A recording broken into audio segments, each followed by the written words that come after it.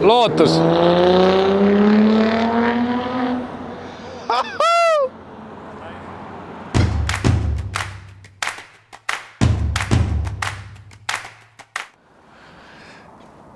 Teate, täna ma teen neile selle asja kiirelt ette ära, sellepärast, et me ei saa siin kaua aega raisata.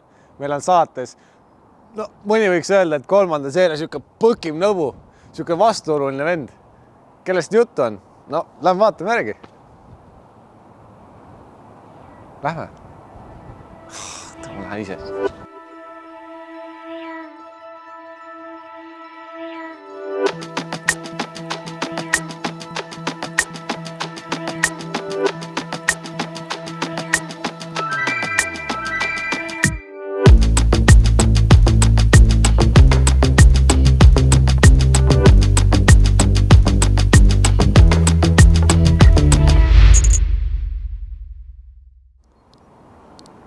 Ei, tagant see auto on ikka kena. Splitter on taga elus, 2 sumpsi on olemas, toonitud tagatuled, siuke kerge tuhkmias. Lai on. Jämmena. Puusad on jämmed autodna.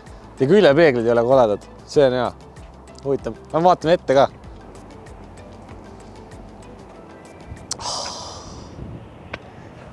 Nende pärast ongi vastuoluline, jah? Ja. Tegelikult on päris ägedad ka ju. Kui ma oma silmaga näen, siis on tegelikult ikka päris, mulle isegi meeldivad. Numbrimärk võiks keskelt ära kaduda ja see Bemmi märk sealt tisside vahelt võiks ka üles tõusta, aga vaadake neid. Need siit.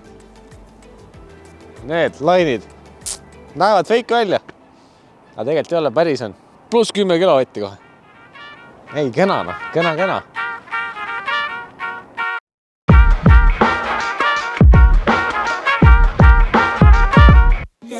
Nii.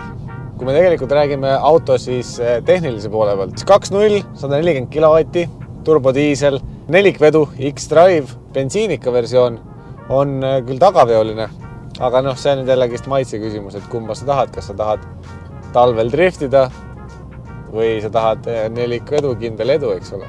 Kas ma nüüd isiklikult teda tehnilise poole pealt tahaksin? Suure tõenäosusega mitte. Kas ma oma naisele teda ostaks, kui talle BEM meeldiks? Võib-olla. Nüüd, kui sa lähed parkimismajja, poodi, shoppama, mida iganes, siis autol on olemas 360 kraadi kaamerad, ehk siis parkimine on imelihtne. Kui sa sellega suudad ka kuskil kõksu sisse teha, no siis andke andeks, teise juhi endale, kes pargib. Ma leidsin siit üles ka nupu, selle Bemmi mehe nupu.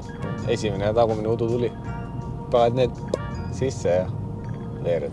Auto ise, vaatamata sellele, et on peaaegu 4,8 meetrit pikk, on üllatavalt reageeriv, väga isegi. Ja mis siis, et esimene nina on pikem, enamus raskusest on seal, siis sellegi poolest on ta vägagi hästi juhitav. Linna vahel sõitis ja maanteel püsikaga kellegi järgi tiksuda. Viimase peal.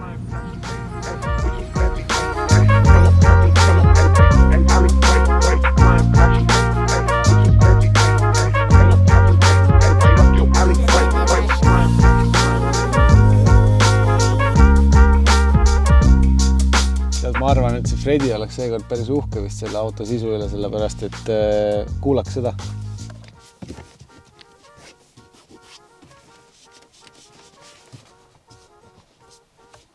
Kõik on paigal, midagi ei krägise ja mis veel?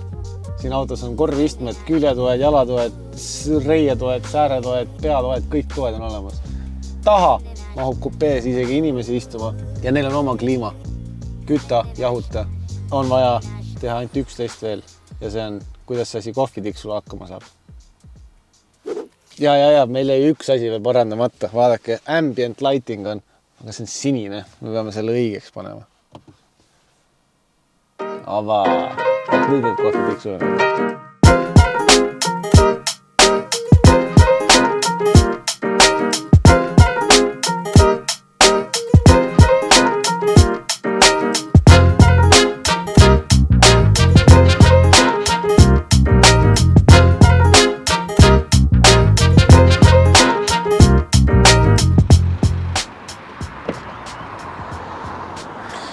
Ega ükski auto ei saa enne õigesti ära testitud, kui ei ole testitud ära topsi hoidjad.